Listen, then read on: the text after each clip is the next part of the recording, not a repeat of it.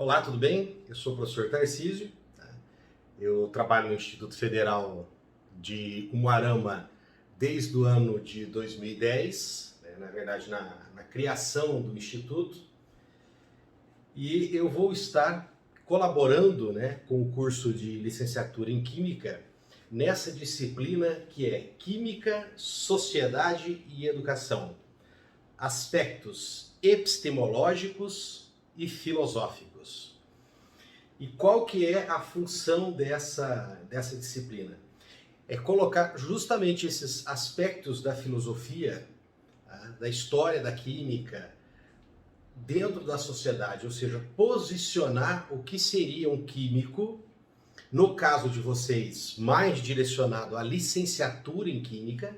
Não, isso não proíbe, evidentemente, que depois vocês possam optar por se especializar e atuar na área mais técnica, dentro de uma empresa, ou fazer algum tipo de especialização e atuarem até mesmo com pesquisa, com investigação. Mas o curso de vocês é mais voltado para a licenciatura mesmo. Então, essa disciplina, ela visa posicionar vocês dentro da sociedade, dentro desse processo histórico que nós vivemos. O que é você? Qual é o seu papel como um educador em química dentro da sociedade? E para você saber se posicionar, você tem que saber enxergar o que está ao seu redor, o que está acontecendo. Nós somos acostumados a olhar para quê? Para aquilo que está imediato a gente. Nós queremos ver só o que está próximo, o que nos atinge naquele momento onde estou desempenhando o meu trabalho. Por exemplo, o meu salário, né? Você está se preocupando com isso naquele momento. Mas por que eu estou tendo condições de ter esse salário? O que está acontecendo no processo educacional que o professor, né, o licenciado em Química recebe isso? Ou dentro da rede estadual, ou dentro da rede privada. Então nós temos que ter uma disciplina que nos prepare e até certo ponto nos obrigue a gente erguer a cabeça e olhar os horizontes e tentar entender o que está em volta. E é uma das funções dessa disciplina. Tá? Aí é que entra essa questão da filosofia. Vocês vão ver como eu vou trabalhar com vocês hoje essa definição do que seja filosofia, do que é filosofia, e vocês vão perceber que é justamente isso. É esse conhecimento, esse conjunto de conhecimentos que nos prepara para erguer o rosto, olhar para o horizonte e tentar entender o que está ocorrendo nas outras camadas que interferem aí na minha vida enquanto indivíduo. Também, gente, essa disciplina visa preparar você um pouco para entender o processo de conhecimento, como que ocorre esse conhecimento. Tá? Daí essa palavra que muitas vezes é um pouco estranho para quando a gente não está habituado, né, às ciências sociais e à filosofia em específico, que é a epistemologia, na qual nós vamos conhecer um pouquinho sobre esses processos de conhecimento. Tudo bem? Mas hoje em especial eu quero me dedicar com vocês a isso, definir o que é filosofia. Então vamos lá.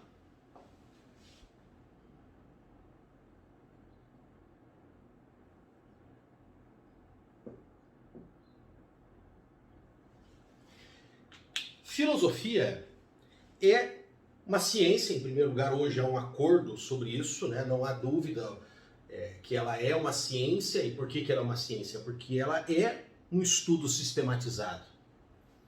Você consegue, por exemplo, dentro de um curso de pós-graduação estricto sensu de filosofia, dentro de um mestrado, dentro de um doutorado, você consegue preparar um plano de trabalho de um projeto, estabelecer, né, os seus objetivos gerais, específicos, e atingir esses objetivos com regras já elaboradas de como que você vai fazer essa pesquisa. Então nós temos sim aqui uma ciência. Só que ela é uma ciência muito diferente, porque na verdade a gente faz até uma separação, né? A gente fala assim, ciências, quando você está se referindo àquelas ciências mais positivadas, nós vamos conversar sobre isso aqui no desenvolvimento histórico da filosofia, e a filosofia propriamente dita e o que ela é hoje em especial, porque ela também foi sofrendo um processo de transformação ao longo da história. E é inevitável, quando a gente fala de filosofia, nós voltarmos ao quê? A antiga Grécia.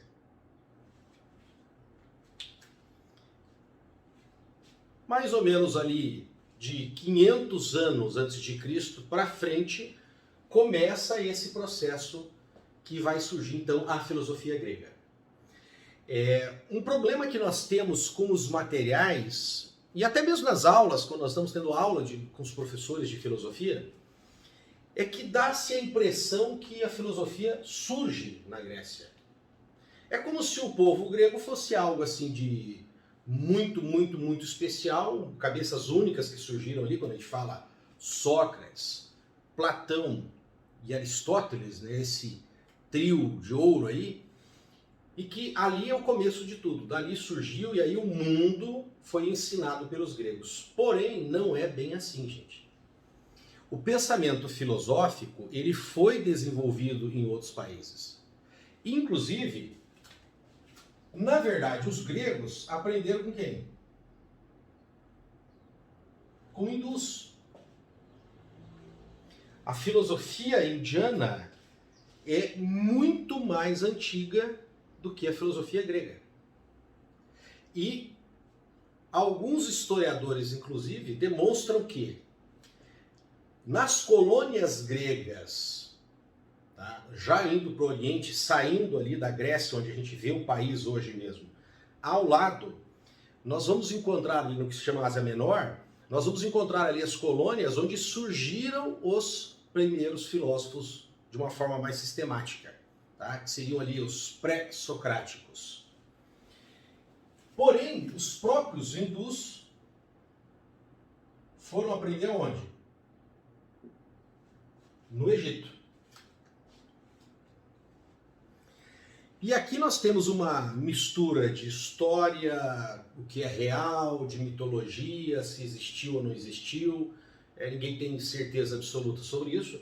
Mas, por exemplo, no Egito, nós temos aquela figura de Hermes Trismegisto que divulgou ali uma forma de pensamento de tentar explicar o mundo. E vocês vão perceber como os gregos ficaram realmente preocupados com essa questão de explicar o mundo, os seus fenômenos e o próprio ser humano que acontece dentro da gente. Tudo bem até aqui? Então, lembrando, a Grécia é sim muito importante. Nós podemos dizer que é o berço da filosofia ocidental, o berço da filosofia que vai depois influenciar, inclusive, muitos pensadores na Europa, inclusive na própria Idade Média, e, consequentemente, vai refletir na nossa vida. Tudo bem? Porém, a gente não pode imaginar que tudo surgiu ali, de repente, de nada. Não, as coisas são um processo histórico e que, em alguns casos, demoram milhares de anos. E que a filosofia indiana e egípcia tiveram, sim, muita influência sobre esses primeiros pensadores gregos. A diferença é que esses pensadores aqui, os hindus e os egípcios, eles tinham uma preocupação muito grande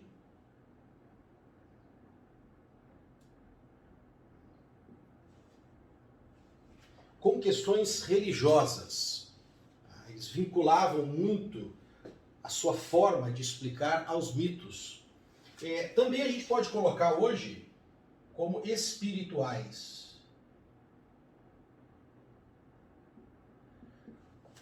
Ou seja, eles estavam preocupados em explicar essas questões mais humanas, como, por exemplo, a moral, a ética, como ser feliz, como superar a dor, o sofrimento.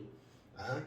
E aí nós vamos encontrar algumas figuras importantes nesse processo, como é o caso, por exemplo, de Buda, que aprendeu, inclusive, com primórdios da filosofia indiana.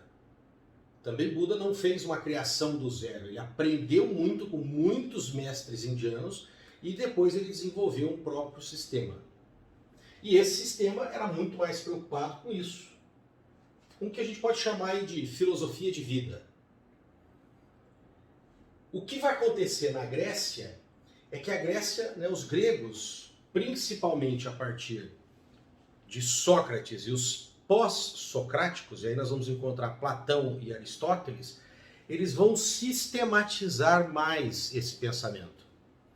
Eles vão sistematizar e vai ter uma evolução, um salto. Aquela figura do mito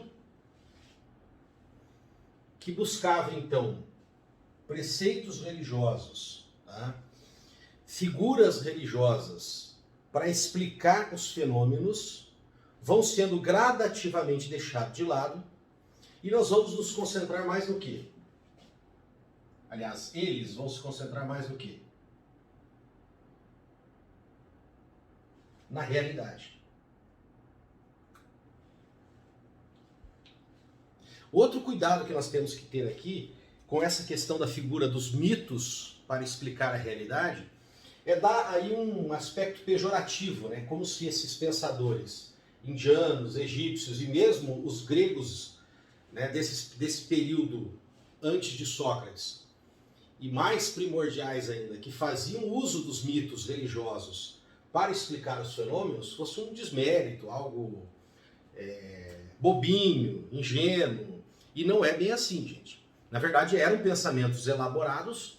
E a própria mitologia grega, ela é utilizada hoje por grandes pensadores para aplicar em situações, para explicar o homem, questões políticas, questões de moral, de ética.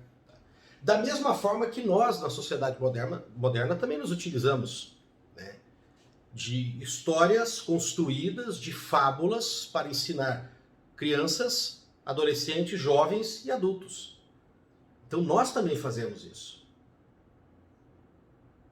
Aliás, você pode observar que os próprios livros sacros, os quais uma boa parte da sociedade acredita que são livros revelados, iluminados de origem divina, eles trazem uma espécie de conto, entende? Muito conhecida a palavra parábolas, então, para explicar isso.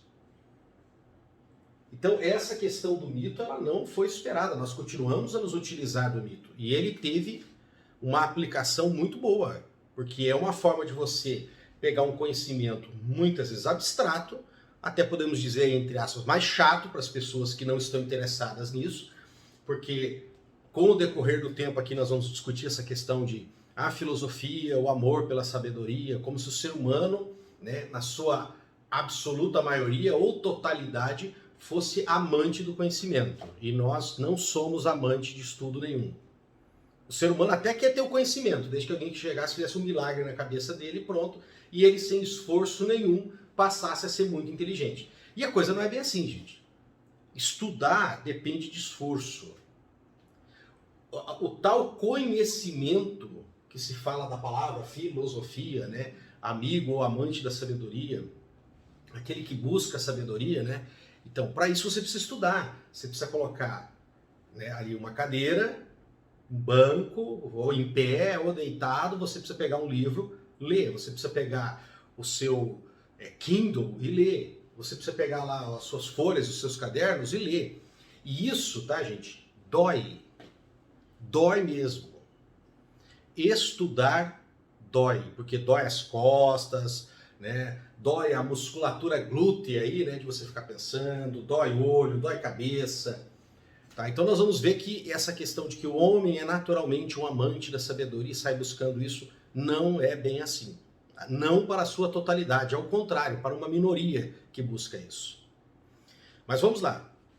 Então a figura mitológica, ela serviu inclusive para difundir esse conhecimento e ficar de uma forma simples para ensinar as pessoas.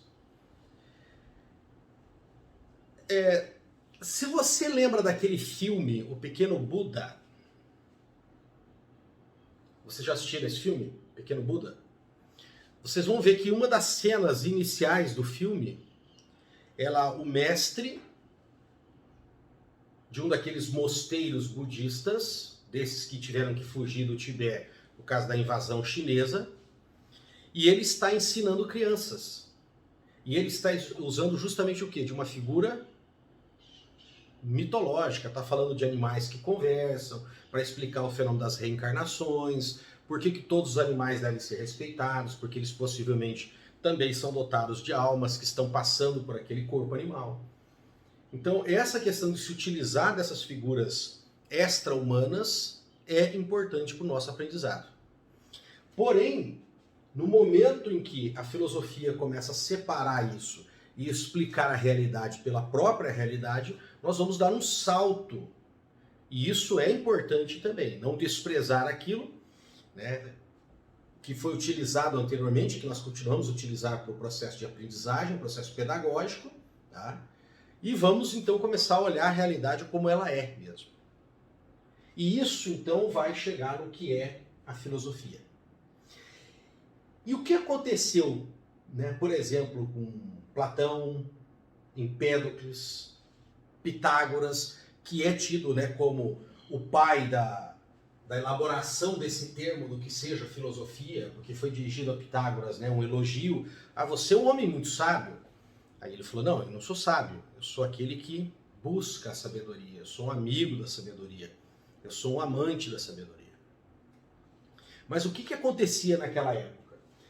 Quando nós começamos a olhar para a realidade e tentar explicar a realidade com ela mesma, tá, nós não tínhamos essas cadeiras de disciplinas, de ciências, de cursos. Tudo estava ali para ser descoberto. Então, gente, não havia essa formalidade de estudos como hoje. Não havia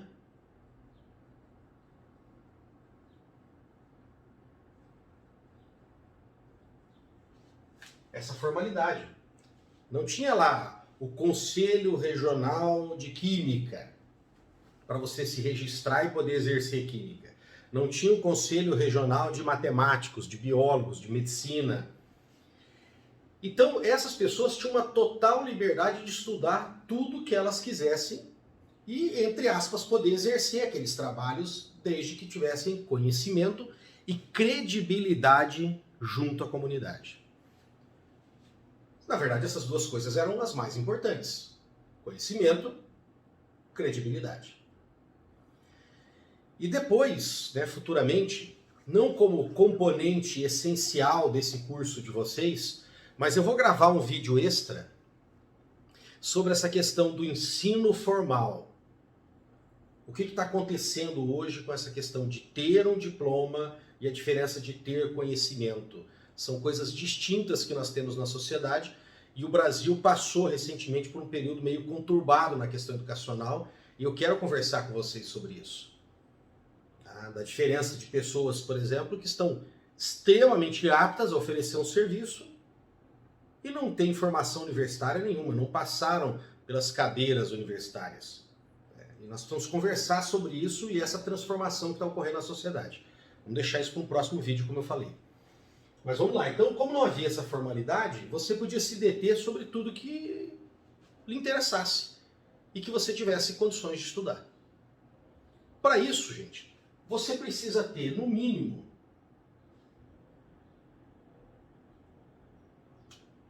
uma estrutura que lhe permita estudar. O que seria essa estrutura básica? Você tem que ter alimentação, você tem que ter recursos financeiros, você tem que ter tempo. Ora, se eu estou aqui falando para vocês sobre filosofia, é muito provável que você deve estar pensando, o professor deve ter sentado, pego seus livros, lido, feito anotações, organizado um esquema mental para estar aqui ministrando essa aula. Óbvio, todo mundo faz isso.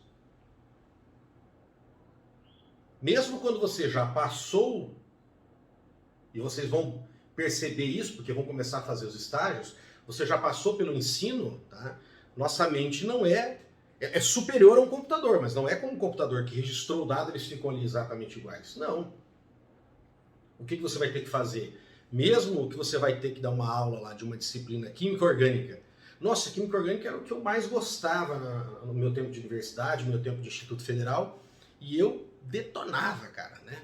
Ia super bem nas provas, estudava, gosto muito. Você vai ter que sentar, revisar, olhar, refazer os exercícios para você poder ir para a sala e ensinar os seus alunos. Então você precisa ter tempo, estrutura para isso. E isso requer o quê? Dinheiro, gente. Recursos financeiros. Então o que aconteceu na Grécia, que também favoreceu isso, é que a Grécia se tornou uma região muito rica. Uma das riquezas, exploração de recursos naturais, por exemplo, minérios e comércio. Como ela está bem posicionada ali no Mediterrâneo, ela conseguia fazer a ponte com várias, né, inclusive regiões da Itália, da Ásia, parte da África ali, né, Egito, todo mundo fazendo esse comércio, e a Grécia era um centro para isso. Outra coisa, também tinha mão de obra escrava. Então, se você tem dinheiro através do comércio, através da extração de minérios, por meio de outros que estão fazendo o trabalho para você, o que a gente poderia chamar aqui hoje mais modernamente de burgueses, né? Você pode sentar e refletir, você pode ir para uma universidade estudar. Qual que é a diferença entre um filho de uma classe mais humilde e o filho de uma pessoa de classe média ou classe alta? Vocês podem estar fazendo o mesmo curso. Vocês podem estar fazendo licenciatura em Química. Nada impede, né? Desde pessoas humildes, classe média e classe alta, optar, não, eu quero fazer licenciatura em Química e depois eu decido se eu vou ser professor, se eu vou trabalhar numa indústria, né, se eu vou continuar os meus estudos com mestrado, com doutorado, nada impede. Só que veja bem, às vezes você tem que ocupar lá 8 horas do seu dia trabalhando. E às vezes num trabalho que não tem folguinha nenhuma. Se você trabalha numa loja, por exemplo, no comércio, tem que estar lá, à disposição, entrou a gente tem que atender. Não tem como você ficar com um livrinho ali lendo, né, na frente do gerente. Enquanto que uma pessoa ela vai dormir, né, uma classe média alta, ela vai dormir mais, ela vai se alimentar melhor e ela vai ter muito mais horas de estudo que você. Então é evidente que essas condições, né, essas condições de alimentação, de tempo, de recursos, né, até para ter materiais para você poder estudar também, tudo bem que eram materiais bastante primitivos em relação ao que a gente tem hoje, né, de Kindle, tablets, etc., mas eles também tinham acesso a mais materiais. Então fique claro que condições socioeconômicas são importantes para desenvolver aqui o quê? Sabedoria. Conhecimento. Tudo bem? Bom, outra coisa, como eu falei para vocês, como os nossos amigos gregos aqui não tinham essa formalidade, poderiam olhar tudo o que eles quisessem, tá? Isso permitiu a eles ter o que a gente chama de visão holística do conhecimento. É o que nós chamamos de totalidade, né?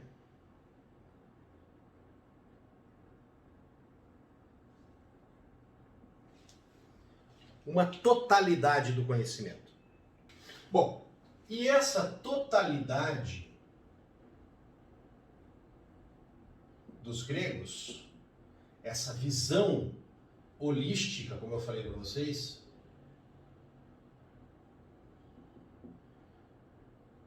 totalidade, permitiu a eles enxergarem os problemas de uma forma diferente do que ocorre hoje.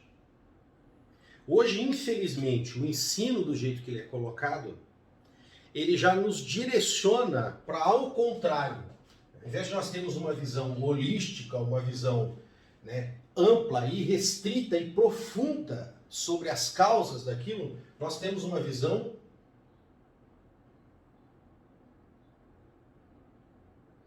bastante parcial. E a própria educação universitária hoje acaba combatendo aquilo que seria a filosofia, que é essa visão holística, ou seja, uma visão ampla e profunda das últimas causas daquilo que você está estudando, daquele problema. A gente acaba tendo uma visão muito parcial. Por quê? Porque fica separando guetos ali, né? Proteções do conhecimento que cabe a determinado grupo. Não, isso aqui é questão da química, não, isso aqui é questão da física, não, isso aqui é só o advogado. Olha, a advocacia e medicina, por exemplo, são exemplos clássicos disso. O mundo do direito, que na verdade deveria ser uma coisa comungada por todos, todos deveriam falar sobre seus direitos. Nós vivemos numa sociedade constitucional, mas a própria sociedade ainda não está constitucionalizada, ou seja, não conhece a sua Constituição. Eu vou falar uma coisa aqui um pouco pesada, eu espero que vocês não confundam isso, tá? Mas aquele papel que foi representado pela Bíblia, que seria a origem, tá, gente, das nossas regras básicas de moral, de comportamento, hoje, na verdade, quem ocupa esse papel na sociedade é a Constituição. Só que as pessoas não se preocupam em aprender a Constituição. Fica restrito a esse grupo que são os operadores de direito. Não, o juiz sabe, o promotor sabe, o advogado sabe, mas a sociedade não discute sobre isso. Então a gente vive cercado de regras, mas você não sabe por que aquilo. Por que existe aquela norma? De onde que veio isso? De onde que tiraram isso? Por que eu tenho que pagar tributos? Qual a razão disso? Ah, porque eu tenho, porque é uma obrigação. Tá, mas e por que essa obrigação de pagar tributos? Ah, não, porque o Congresso aprovou. Tá, mas e por que tem que existir um Congresso? Vocês perceberam isso? Quando você começa a questionar, você começa a perguntar o porquê daquilo. Quando você começa a fazer isso, que você começa a ampliar a sua visão, quando você começa a se aprofundar naquele questionamento, você tenta saber o que está por trás daquilo, você abandona essa posição parcial que nós somos educados hoje. Não, eu fico aqui no meu quadradinho. Eu sou professor de química e eu faço isso aqui. Eu recebi um manual e vou ensinar, tá, mas por que eu tenho que ensinar isso que está nesse manual aqui? Ué, por que no primeiro ano eu tenho que começar com esse assunto? Não, porque está no livro, tem que seguir o livro e pronto. É porque alguém lá em cima, mais experiente, falou isso. Ah, tudo bem. É bom saber que alguém que estudou mais, se preparou, fez esse material. Mas será que não tem nada novo para se descobrir aqui nesse material? Então, se percebam, quando a gente começa a fazer esse exercício de fazer esses questionamentos, nós passamos a exercer o quê? A tal da filosofia. É isso que é fazer filosofia.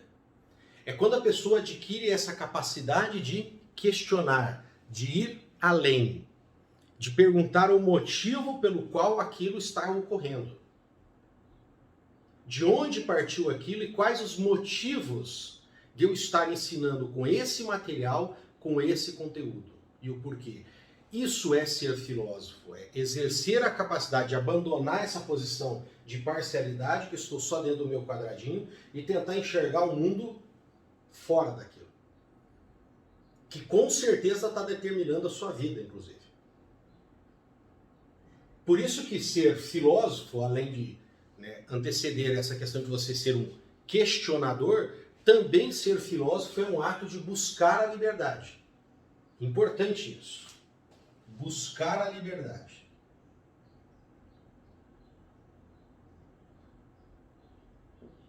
Por quê?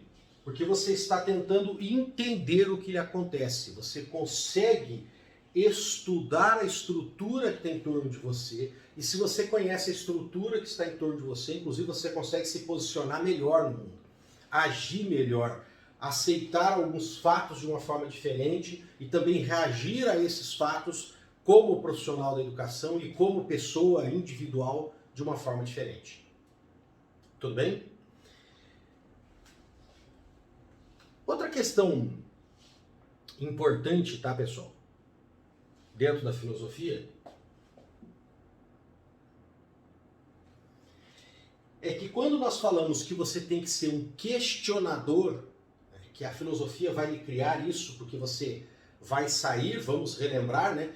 Você vai voltar a esse estado que nos ensinaram os gregos, né? De olhar o mundo sem medo.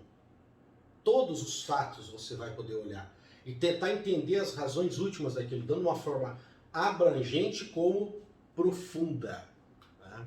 Então, quando você faz isso, que você busca você pode também cair num vício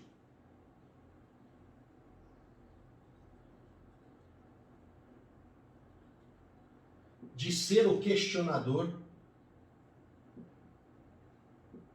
de ser o crítico. Só que questionar por questionar, criticar por criticar, ou até vou me arriscar a dizer aqui, tentar ser irritante com aquela outra pessoa que está ali ministrando conhecimento, ou está lhe dando uma opinião.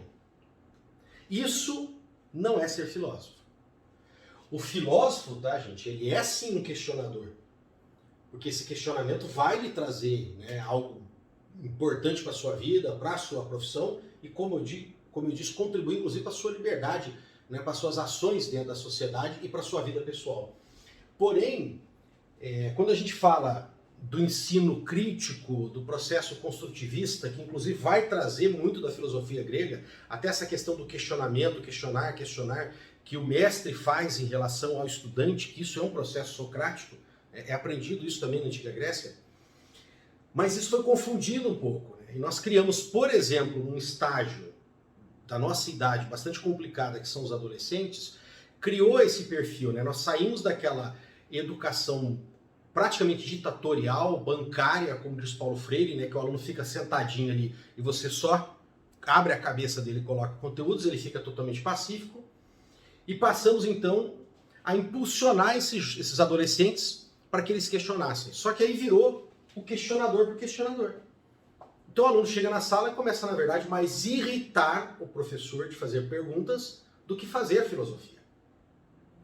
Porque ser questionador, ser crítico, é porque ele está realmente buscando uma resposta. Ou podemos dizer, já que ele pode estar confrontando uma resposta já existente, ele quer a melhor resposta. E para isso, gente, ele vai ter que sair só da posição de questionador. Questionador, o crítico, aquele que está analisando aquilo que estão te entregando, ele está falando, pera, mas por que isso aqui? Ele está atrás de uma resposta. E para encontrar essa resposta, ele vai ter que passar para o outro estágio, que é ele buscar isso. Ele estudar.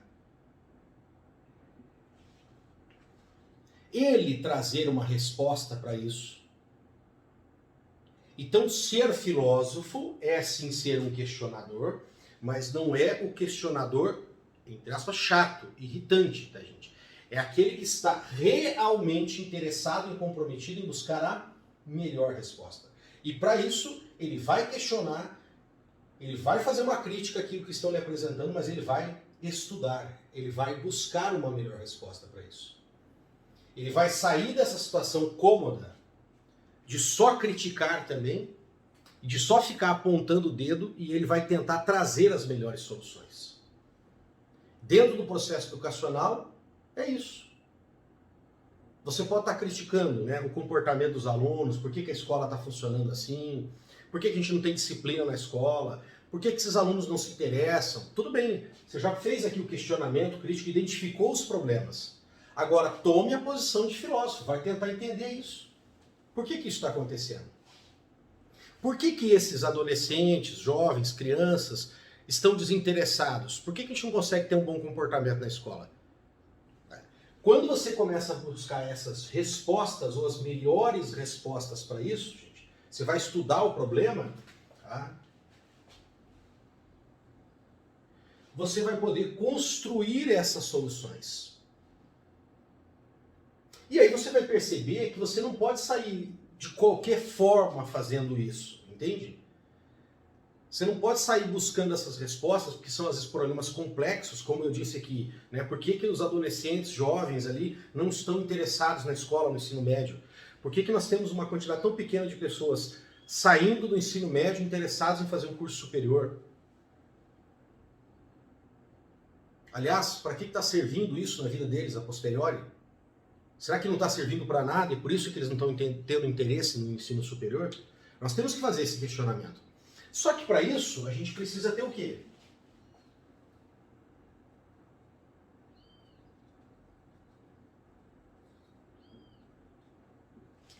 uma metodologia. E é aqui que a filosofia é importante, porque ela se manteve como essa ciência, tá, gente? Que busca essas respostas últimas, essas respostas mais importantes, ou ela tem a pretensão de dar as respostas últimas e as causas últimas dos fatos que você está ali presenciando, mas ela não é uma ciência, né? Não é uma conversa de bar, tá? Uma conversa em casa que você começa aqui, fala de outra coisa e muda, não. Ela tem uma metodologia. Daí nós começamos, tá, gente, com essa metodologia, tá, a, por exemplo, definir qual é o objeto de estudo. No caso aqui, qual que é o objeto? O problema que você está encontrando ali, né? Por que os jovens não estão estudando?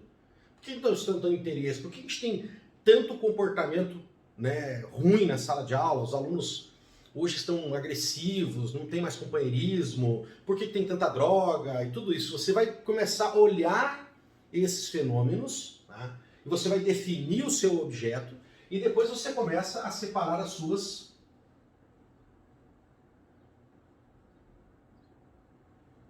ferramentas de análise.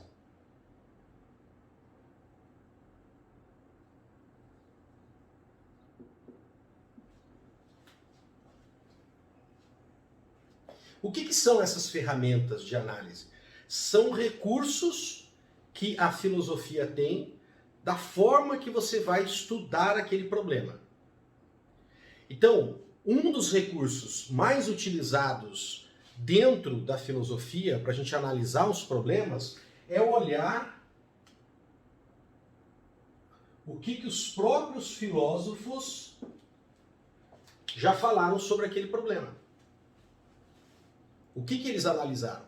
É evidente que se nós estamos falando aqui de educação, eu vou citar aqui alguns problemas daqui a pouquinho para vocês, mas se nós estamos falando de educação, por exemplo, comportamento dos alunos, interesse dos alunos, né, você vai buscar, evidente, filósofos que trabalham especificamente com a educação.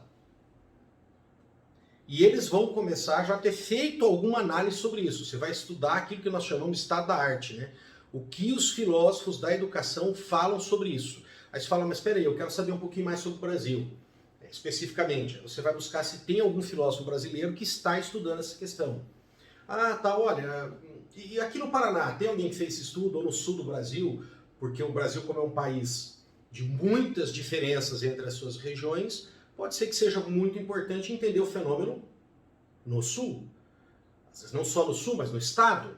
Mas o próprio estado do Paraná também tem origens de colonizações diferentes, então, consequentemente, as questões culturais, muito importante isso, as questões econômicas. Nós não temos o IDH padrão no estado, então, consequentemente, a educação pode ser diferente. Nós temos tamanhos de cidades muito diferentes, nós temos cidades com 3, 4 mil habitantes e nós temos cidades com 500 mil habitantes. Então é evidente que isso também na educação vai dar diferença. E você pode encontrar pessoas que estão fazendo esse trabalho ou não, né? Então isso é até uma coisa inédita, aquilo que você está pesquisando. Então não fizeram uma análise nesse cunho, nessa visão filosófica que você está querendo fazer. Tudo bem? Agora o nosso próximo passo, gente, acreditando que vocês já começaram a entender o que é a filosofia, eu vou fazer aqui uma breve revisão, tá? E colocar os problemas que normalmente o educador vai olhar enquanto filósofo para entender isso. Então vamos primeiro na revisão, vamos lá. Lembrando, o que eu falei para vocês? Que filosofia, que a palavra significa isso, o amor à sabedoria, o gostar da sabedoria, o querer saber, entender aquilo que está acontecendo ao seu lado, na verdade tem muito provavelmente a sua origem no Egito, que se transmitiu para a Índia, mas nesses dois casos nós temos pouquíssima documentação, poucos livros, poucos escritos. E o que se encontra, fica evidente que era uma preocupação muito mais religiosa, moral, ética, né, do explicar o ser humano para ele se encontrar consigo mesmo, atingir a felicidade. Porém, isso vai influenciar em algum estágio o quê? A Ásia Menor, onde estão as colônias ali da Grécia, e começa a surgir então os primeiros filósofos ou os pré-socráticos. A Grécia, como eu falei para vocês, ela reuniu, né, condições socioeconômicas e de tempo para que essas pessoas tivessem condições de fazer o exercício filosófico, que era poder começar a estudar isso. E essa primeira etapa da filosofia grega também ainda tem muito dessa influência religiosa, né? Na tentativa de usar os mitos para explicar os fenômenos, a sociedade, os fenômenos naturais, as próprias questões humanas individuais. Porém, né, não desmerecendo isso, nós vamos evoluir para um estágio onde se busca explicar a realidade com ela mesma. Como o estudioso daquela época ele não estava cercado pelas formalidades que nós temos hoje, ele começou a estudar de tudo. Então você tinha lá o cara que era poeta, orador, médico, tudo ao mesmo tempo. Trabalhava com matemática, trabalhava com a própria filosofia, né? E essa liberdade de pensamento permitiu aos gregos nesse momento ter essa visão holística. E como tinha um quê ali, tá, gente? Tinha uma carga daquela questão religiosa, também eles buscavam a resposta última, a primeira consequência de onde surgiu isso, de onde vem a vida, por que o homem existe, esses questionamentos. Então, essas condições socioeconômicas, essa liberdade de pensar e de estudar as diferentes áreas, permitiu formar um homem, um estudioso que tinha liberdade de estudar tudo e buscava, graças a nesse entrelaçamento com o pensamento religioso, essas respostas no nível de maior profundidade. E isso passa a ser o que nós chamamos de filosofia.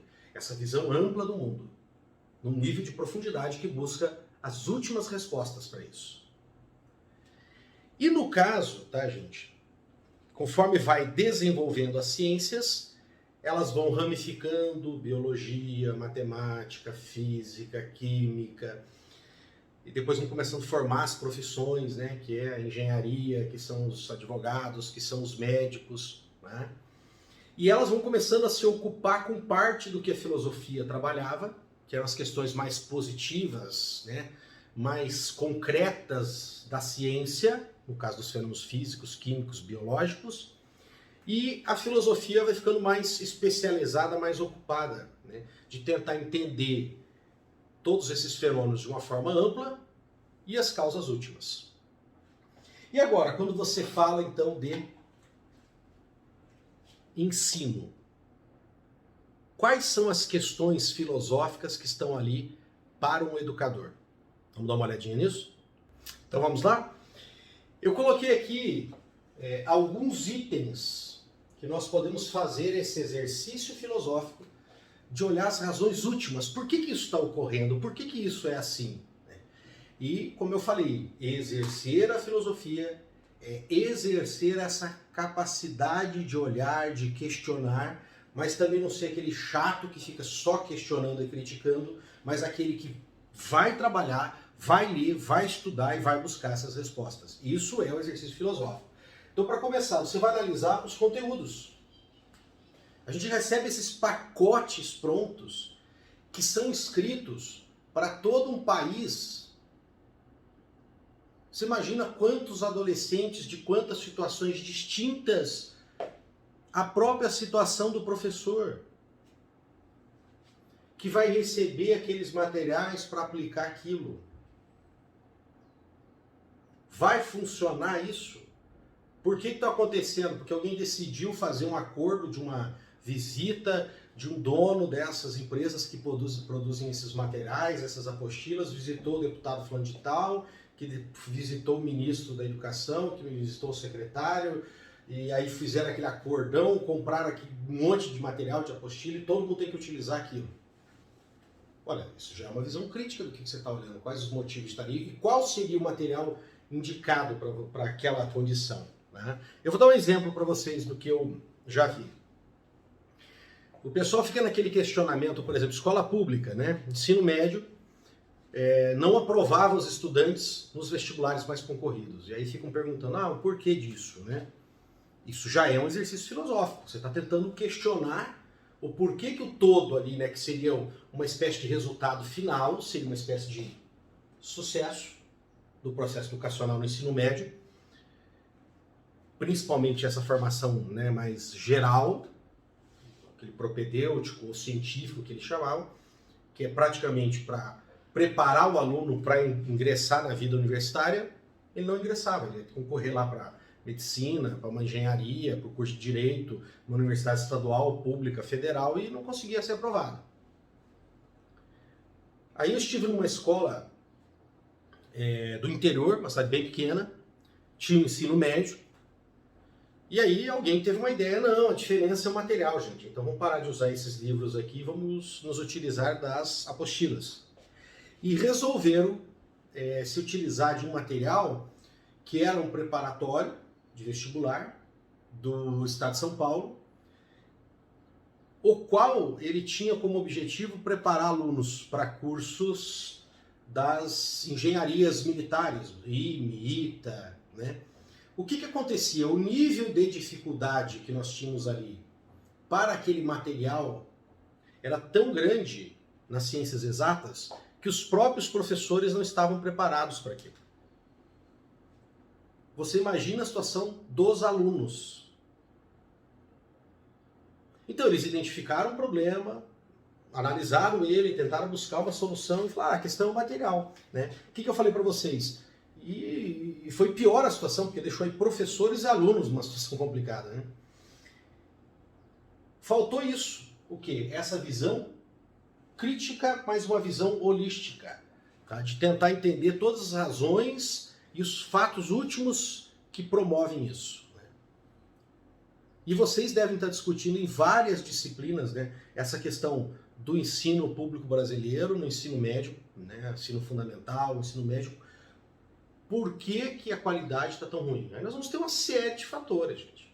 Uma série de fatores. Para você poder comparar com uma escola privada do estado de São Paulo, de uma cidade que tem um poder aquisitivo grande, de um pequeno número de estudantes que estudam ali naquela escola, que tem uma preparação diferenciada. Então você imagina, professores, coordenação, os próprios alunos que entram ali, tem toda uma situação diferente de você pegar uma escola lá do interior do Paraná, numa cidadezinha pequenininha, só vamos transferir o material aqui, vai funcionar. Não vai. Relação professor e aluno. Nossa, os alunos não têm educação, não, que vocês vão sentir isso na pele. Aqueles que não estão ainda em sala de aula, vocês vão enfrentar situações muito complicadas. Vocês vão perceber que tem situações assim que são, infelizmente, vexatórias para um professor.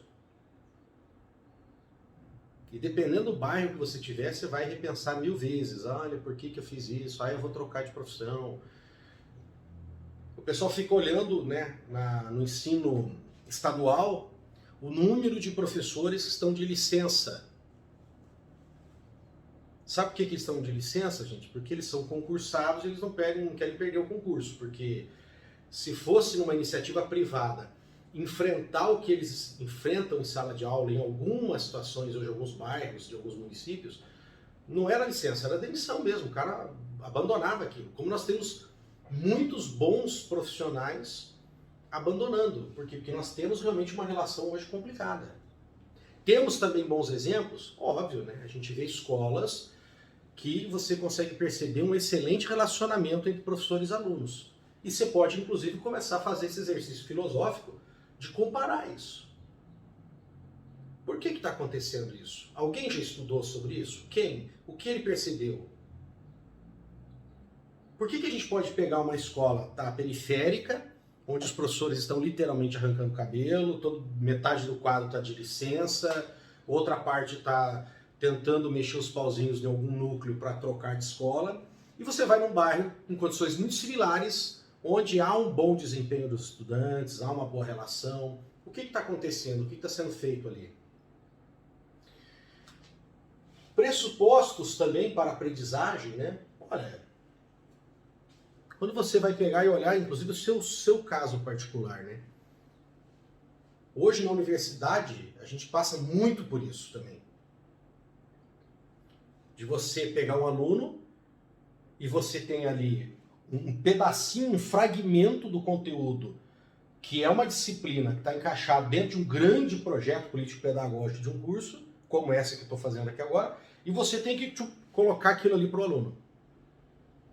Mas aí, gente, parte do quebra-cabeça tem que estar montado.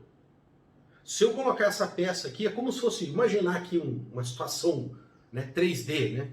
Você imagina, é como se fosse um quebra-cabeça, mas ele está flutuando aqui. Tá? Se eu for colocando uma pecinha do lado da outra, tem um tipo de um ímã ali que segura, eu consigo colocar, a peça fica ali. E eu vou montando, ajudando, colaborando, né, no processo de montar o conhecimento com você. Agora, se eu vou colocar essa pecinha lá no meio, não tem nenhuma outra em volta, essa pecinha não tem ímã nenhuma que segura, ela cai, ela vai embora. Perdeu o seu tempo. Então, quais são esses pressupostos? O que o aluno precisa? Só que isso vai além. Tá? Não basta você só olhar o conteúdo.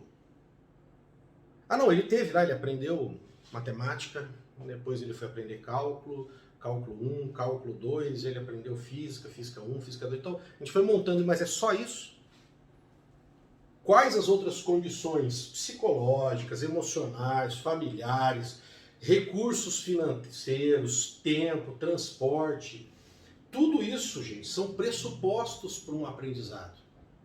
O próprio interesse do aluno, por que ele está ali, qual motivo levou ele a fazer um vestibular, empatar o tempo dele de estar ali numa sala de aula, né, para ser um estudante de licenciatura em Química, o que ele quer com isso para o futuro, o que ele está pensando em passar esses anos aqui com a gente, e depois o que ele vai fazer com isso nos próximos 30 anos.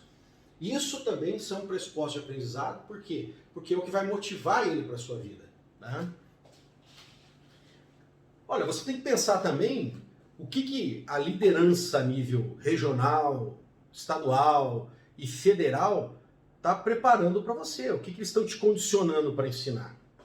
Porque aí existe uma política educacional nacional. E você está encaixado dentro disso, principalmente quando você está dentro do ensino público. Nós, por exemplo, nos institutos federais, estamos encaixados dentro desse sistema. Nós trabalhamos com vocês aqui no nível universitário e trabalhamos com o pessoal do técnico. Em alguns casos, tá, gente? No meu caso, algumas disciplinas que eu trabalho nos dois, né, no superior e no técnico, elas têm muita similaridade. É uma questão de carga horária, alguns temas que você enxuga aqui, enxuga ali, entende? Mas a questão da linguagem e a questão do conteúdo para certas disciplinas, elas são muito diferentes. E o professor tem que desenvolver essa capacidade de conversar com esses dois mundos, né? E nós temos professores aqui, inclusive que trabalham lá no mestrado, trabalha com vocês no curso superior, trabalha com o primeiro ano, né, com pessoas de 14, 15 anos. Então ele tem que desenvolver isso. Que numa universidade, estritamente universidade, não vai ter esse contato com essa pessoa tão jovem, né? Porque ele vai trabalhar no primeiro ano de universidade, ele vai trabalhar com pessoas que têm 17, 18, 20 anos. Quando o cara trabalha com disciplina só nos últimos anos, ele só trabalha praticamente com adultos. E adultos que já adquiriram uma formação considerável, 3, 4, 5 anos de universidade.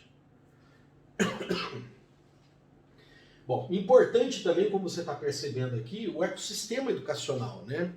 Você pode olhar o ecossistema educacional seu, da escola, dos alunos como um todo e do aluno em particular. Você pegar o aluno e entender como que ele está, como que é a família dele, qual a condição social, afetiva dele, por que esse aluno tem esses problemas. E só quando a gente começa a entender esse ecossistema educacional, da escola, do professor, dos professores, da escola como um todo, dos alunos e de cada aluno, é que a gente começa a ficar eficiente para identificar esses problemas. Porém, quando a gente começa a olhar o ecossistema do indivíduo, gente, aí a coisa começa a dar trabalho. Precisa ter tempo, precisa ter gente para atender essas demandas. E isso custa muito dinheiro. E, infelizmente, não há investimento nesse sentido. Já evoluímos, é óbvio, hoje nós temos excelentes profissionais que atuam, né, nesse acompanhamento, na orientação, pessoal formado, especializado, com pós-graduação nas escolas, a gente encontra hoje em orientação, que tem, inclusive, essa formação, essa visão filosófica do problema, mas ainda o investimento é muito pequeno, porque nós identificamos o problema nas escolas, mas também nós não temos, né, estrutura pessoal para acompanhar esse aluno individualmente.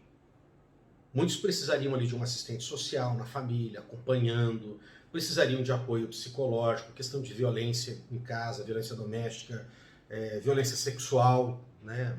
Isso é muito comum, histórias de abuso. Nós temos muitos adolescentes fazendo uso de medicamento para controlar a ansiedade. Querendo ou não, isso que eu estou fazendo com vocês aqui, que são as redes sociais, né? A comunicação multimídia, ela também está interferindo muito hoje na vida do adolescente. E nós temos que entender isso e como usar essas ferramentas, né, para tentar ocupar o máximo do tempo dele com coisas positivas na ferramenta e, consequentemente, evitar que ele passe a usar as negativas. E também uma coisa que você pode perguntar, o que é sucesso, né? Especificamente, o que é sucesso educacional? O que é passar ali os 3 anos tecnólogos, 4 anos aí estudando uma licenciatura, 5 anos numa engenharia, 6 anos no curso de medicina, depois você faz pós-graduação, depois você faz mestrado, depois você faz doutorado, né? Esse processo educacional, o que significa ter sucesso nisso, né? E esse sucesso a gente pode começar a olhar ele tanto do indivíduo, como eu falei, para cada pessoa, fazer a pessoa refletir, o estudante encontrar o que é essa resposta de sucesso para ele se sentir realizado como pessoa. Mas também o que é o sucesso daquele curso, da licenciatura em Química ali do Instituto Federal do Paraná, Umuarama. O que é o sucesso educacional da instituição como um todo? Isso é importante porque você traça os seus objetivos, né? Se você vê o que é atingir o sucesso dessas metas, desses objetivos, você começa a tentar entender o todo que pode levar até aquilo. Então, para a gente concluir, filosofia é sim uma ciência, porque ela visa estudar as coisas de forma metódica, estabelecer ali parâmetros para você analisar aquele problema, definir o problema, ferramentas para você olhar aquilo. Ela é uma ciência que vai tentar olhar o todo e as razões últimas de estar acontecendo aquilo. Ela tem aplicações práticas, tanto que nós temos então a filosofia aplicado à educação. Nós temos a filosofia aplicada lá à medicina, a filosofia aplicada ao direito. Então ela pode sim se ramificar e observar um fato ou um ramo do conhecimento em particular para buscar essas respostas. O filósofo é aquele que adquire essa capacidade de estar questionando, não aceitar as coisas muito prontamente, de criticar. Sim, ele é crítico, porém, repetindo, gente, não é aquele crítico vazio que está somente irritando aquilo que está lhe chegando, ou né, o seu superior, ou o sistema onde ele está, ou o próprio professor, não é isso. Ele é um crítico, mas ele está em busca do conhecimento, ele está em busca das respostas. Vocês sabem que no Brasil, um bom período, nós ficamos sem ensino de filosofia e sociologia, né?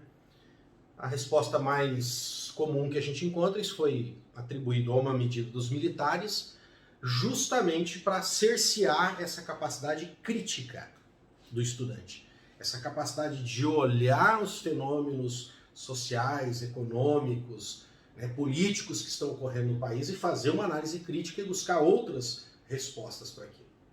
Depois nós voltamos.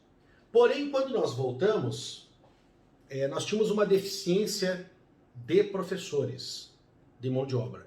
Hoje não, hoje nós temos muitas pessoas muito bem preparadas, né, em filosofia, com uma capacitação excelente, em excelentes cursos universitários, que estão atuando, inclusive, no ensino médio.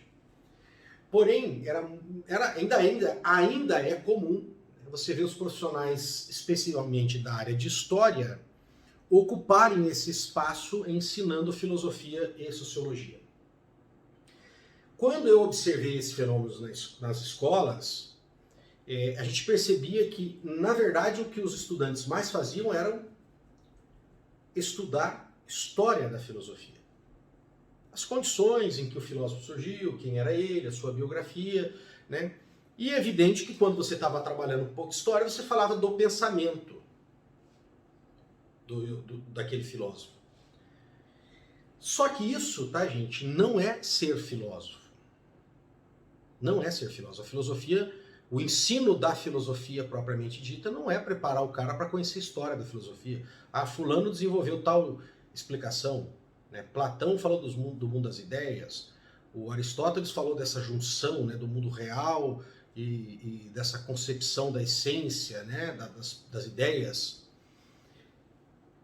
Marx faz uma explicação, né, da economia e a partir da economia explica os eventos sociais. Não é isso. Não é conhecer o que o filósofo aplicou somente.